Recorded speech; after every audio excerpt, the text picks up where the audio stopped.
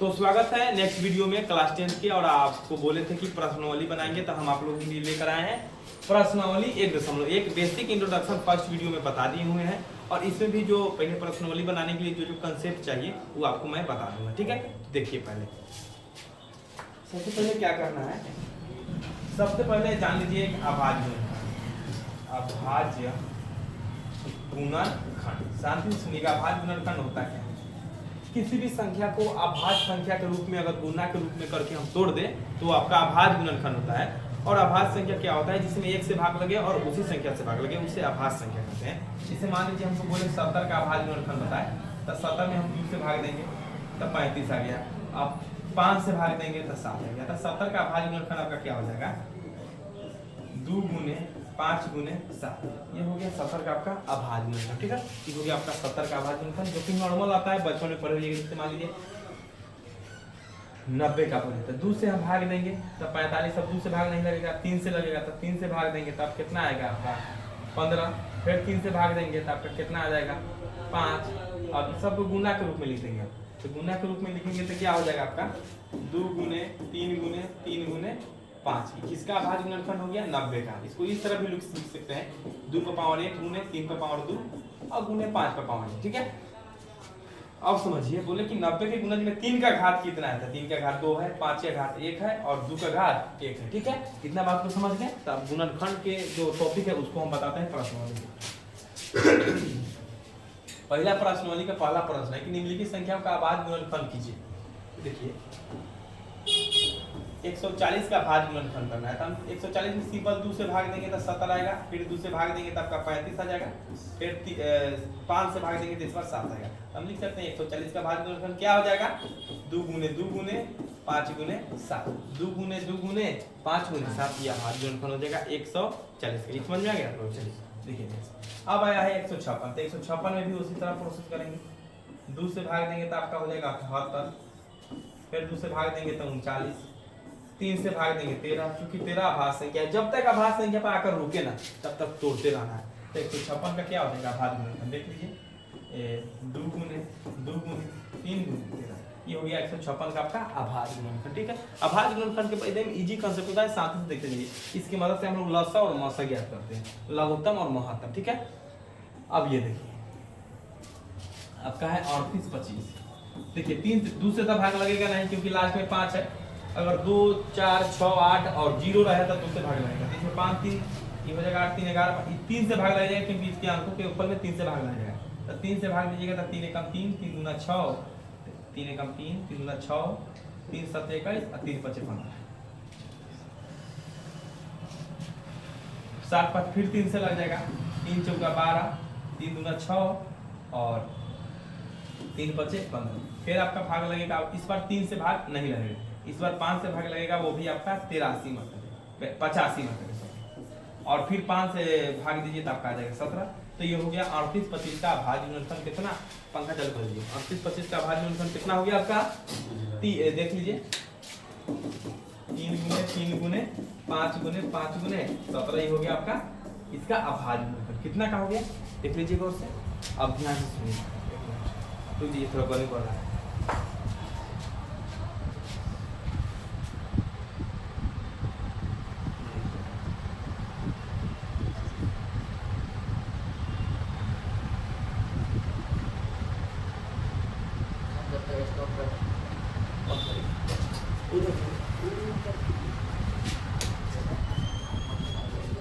अब देखिए ध्यान से, थोड़ा गर्मी ज्यादा है, पंखा तक का कोई वैल्यू नहीं चल रहा है, एसी लगाना पड़ेगा।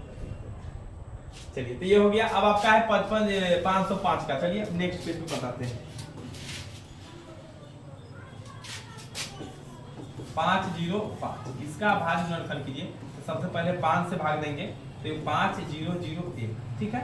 अब इसमें शायद किसी से भी भाग नहीं लगेगा, ये एक अभाज्य संख्या पहले से 13 17 से 17 25 50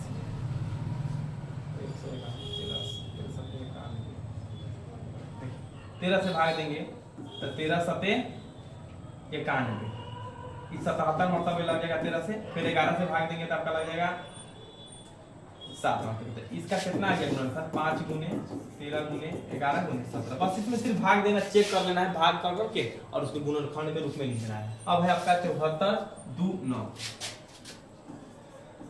74 2 9, 9 2 11 4 13 7।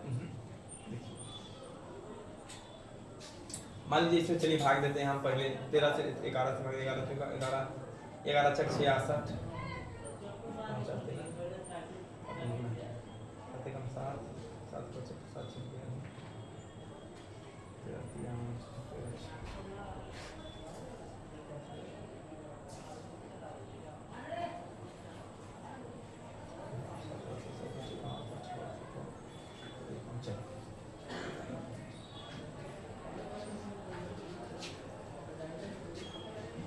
भाग देते हैं।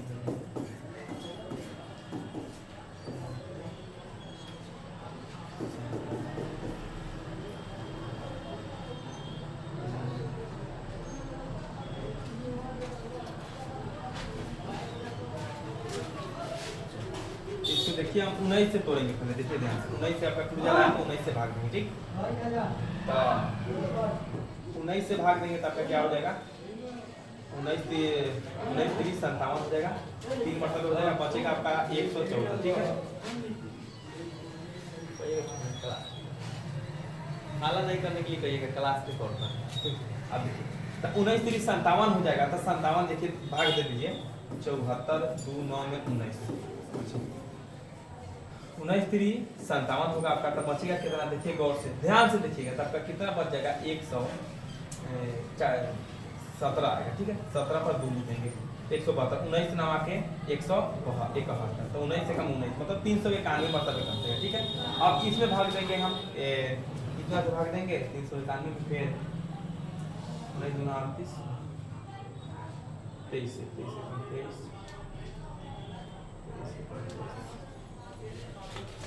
तो ये आपका यही आंसर हो जाएगा 74 29 का 19 गुने 391, 19 गुने 391। ये तो समझ गए प्रश्न वाली को ध्यान से। चलिए अब नेक्स्ट टॉपिक आपको बताते हैं, ये हो गया क्लियर। अब देखिए नेक्स्ट टॉपिक आप अब पूर्णांकों को निम्नलिखित एचसीएफ और एलसीएम ज्ञात कीजिए और इसकी जांच कीजिए कि दो संख्या का गुणनफल बराबर लसागु निम्नलिखित। चलिए आपको बताना है, पहले देखिए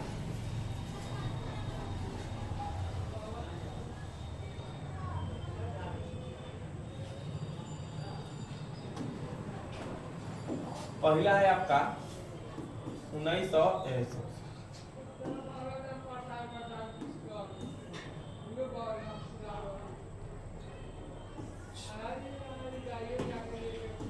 26 और 91, इसका आपको मौसम बताना था। आभार गुणनफल से निकाल लीजिए, 26 है और 91, 26 को तोड़िएगा था 13 गुने 2 और 91 को तोड़िएगा था 13 गुने 7 आएगा आभार गुणनफल, ठीक है। अब मौसा के लिए क्या करेंगे, एचसीएफ के लिए हम क्या ज्ञात करेंगे। एचसीएफ के लिए नॉर्मल विधि है, दोनों में जो मैच करे उसको लिख देंगे, वो भी एक गोरे को लिखेंगे, दोनों गोरे में जो मैच करे उसको लिखेंगे, वो भी एक को लिखेंगे। जैसे कि 13 है और 13 है, दोनों यही मैच किया, ये ग्रुप आपका मैच कर गया, तो इसके बदला में 13 लिख देंगे, तो आपका एचसीएफ आ गया 13, ठीक है।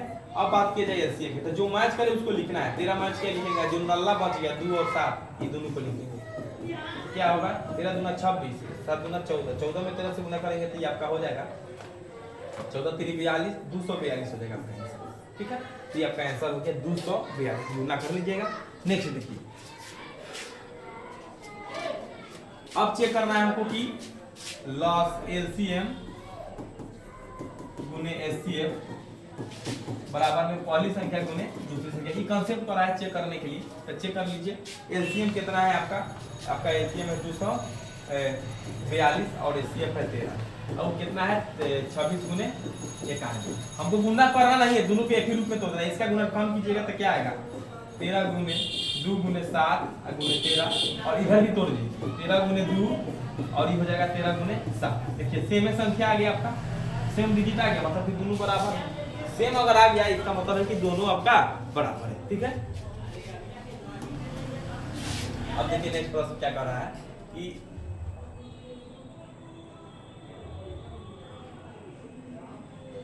510 और 92 का बनाना है। देखिएगा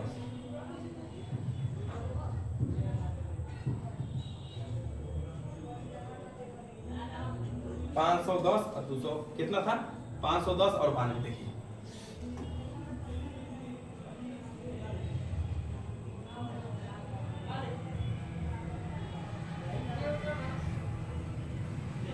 510 और 92 510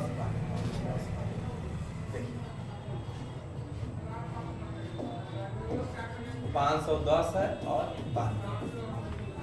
अब इसको भी गुणनखंड करेंगे हम, तब 510 का देखिए गुणनखंड क्या हो जाएगा। 510 का गुणनखंड कीजिए, आभाज्य गुणनखंड 2 से कीजिएगा तब 255,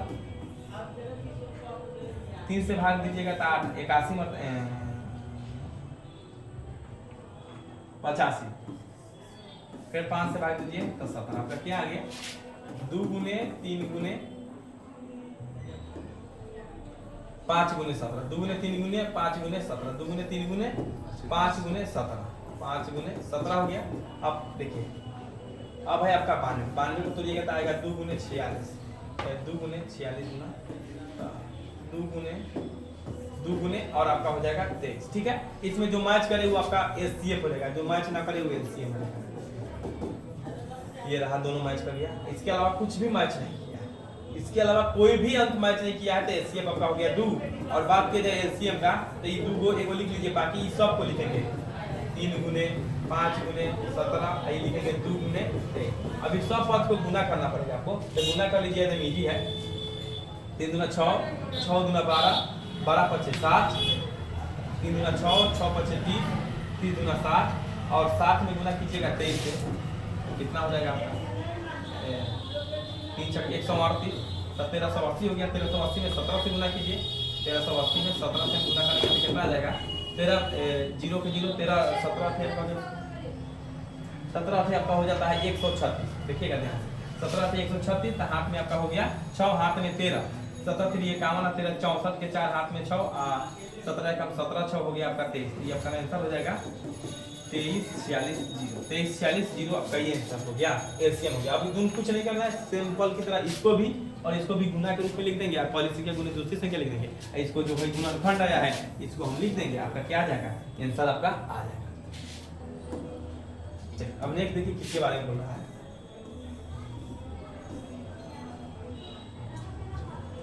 अब है अभाज्य गुणनखंड विधि द्वारा निम्नलिखित पूर्णांकों के एचसीएफ और एलसीएम ज्ञात करें। निम्नलिखित पूर्णांकों का 12 है 15 है 21 है, ध्यान से सुनिएगा, 12 है 15 है 21 है, साथ ही सुनिएगा 3 का 1 नंबर देखिए क्या क्या है, 12 है 15 है और 21 है, सबका बारी बारी से बार गुणनखंड कर लीजिए।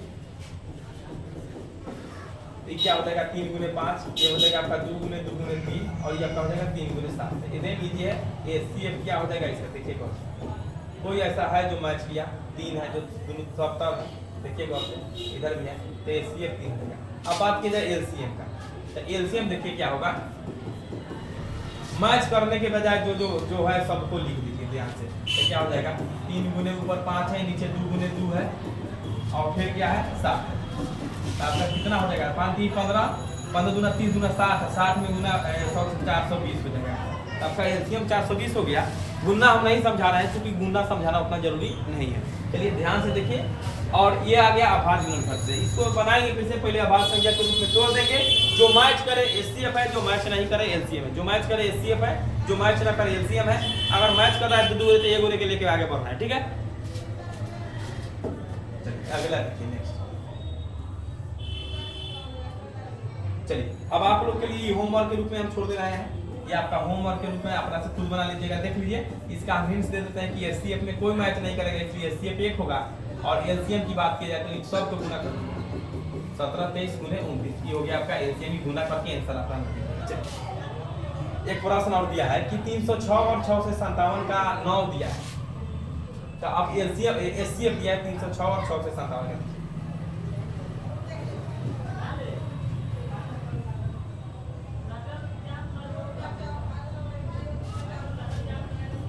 306 और 6 से 57 इस सबका एचसीएफ दे दिया है 9 है, तो एलसीएम पूछ रहा है। हम जान रहे हैं एलसीएम का फॉर्मूला एकदम इजी होता है, पहली संख्या गुने दूसरी संख्या अब बाटा में 9, पहली संख्या गुने दूसरी संख्या बाटा में 9। 9 क्यों लिखे हैं, क्योंकि एचसीएफ जो है वही लिखते हैं। देखिए पहली संख्या बराबर बोले कि होता है एलसीएम गुने एचसीएफ अब बाटा में दूसरी संख्या, सेम उसी तरह दूसरी पूछे तो मैं पहली आ जाएगा, उसी तरह पूछे एलसीएम बराबर ये होता है पहली संख्या गुने दूसरी संख्या बाटा में एचसीएफ, सेम उसी तरह एचसीएफ पूछे तो ये फिर एचसीएफ पूछे तो एलसीएम यहाँ आ जाएगा, बस उसी कॉन्सेप्ट से बनाया है। 9 से काटिएगा तो ये 36 मरतबे तो 34 मरतबे। अब आपका आंसर क्या आएगा 34 गुने 6 से 57, 34 गुने 6 से 57। अब चलिए गुना कर लेते हैं हम ध्यान से।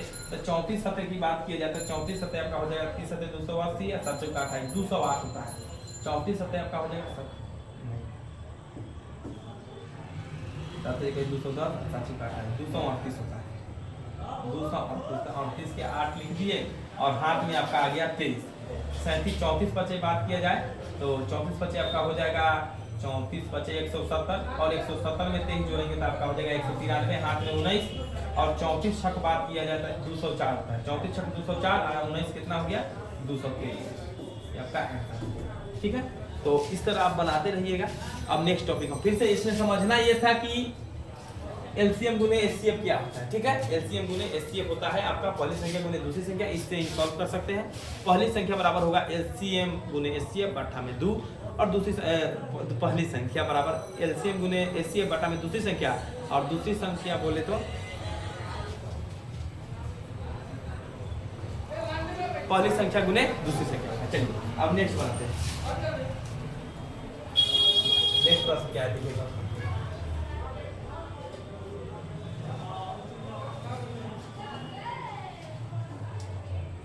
पांच नंबर के सिद्ध कीजिए कि n के लिए संख्या 6 का पावर n 0 पर समाप्त होगा या नहीं। देखिए इसको यहीं पे बना देते हैं। देखिए 6 का पावर n 0 पर समाप्त होगा या नहीं, ठीक है। 0 पर समाप्त होगा, चलिए 0 पर समाप्त। देखिए यहाँ गौर से देखिएगा, नहीं ये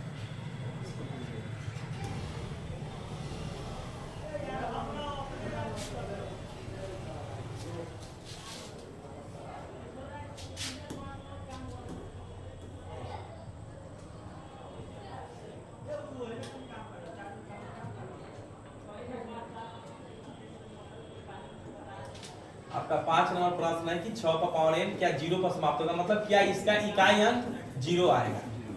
इकाई अंक 0 आएगा। यहाँ क्लियर बोल दिया है कि n एक प्राकृतिक संख्या है, n एक प्राकृतिक संख्या है। और n बराबर क्या हो सकता है 1 2 3 4 5 इसी तरह जाएगा। बारी बारी से धर लीजिए। n बराबर 1 से मान धर के चेक कर लेंगे। 6 का पावर 1 बराबर 6, इकाई अंक 0 पर समाप्त नहीं हुआ। 6 का पावर 2 ये हो जाएगा 36, 6 का पावर 3 216। इसी तरह आगे बढ़ते जाएगा। हम लिखेंगे चूंकि 6 का पावर n जहां n एक प्राकृतिक संख्या है हमेशा 0 पर समाप्त होगा, हमेशा 0 पर समाप्त होगा।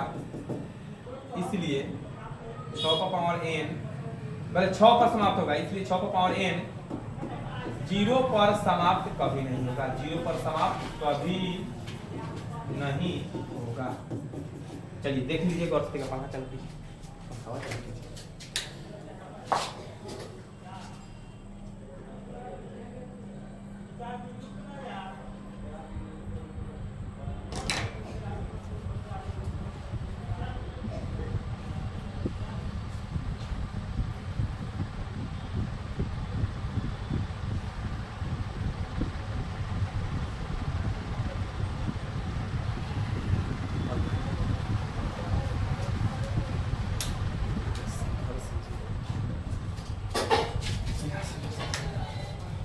देखिए अगला नेक्स्ट प्रश्न है आपका।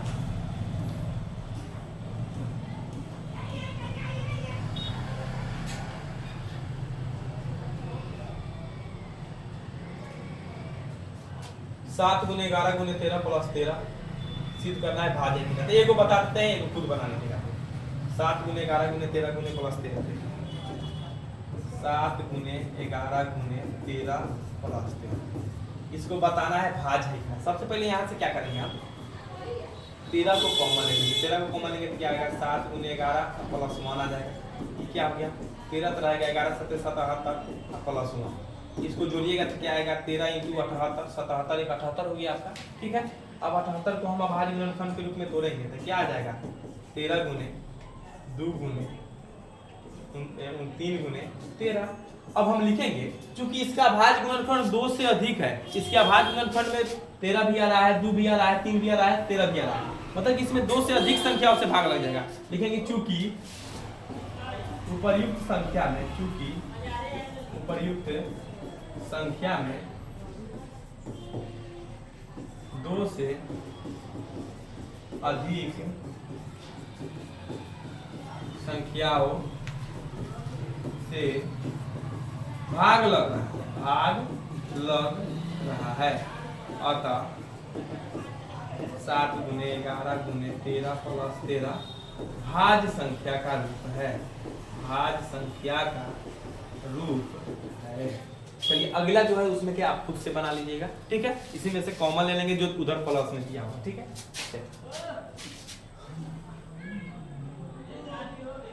ये दे मैजिक पूछा रहे हैं आप लोग, देखिए किसी खेल के मैदान के चारों ओर एक वृत्ताकार पथ है, इस मैदान का एक चक्कर लगाने में आपको कितना लग रहा है?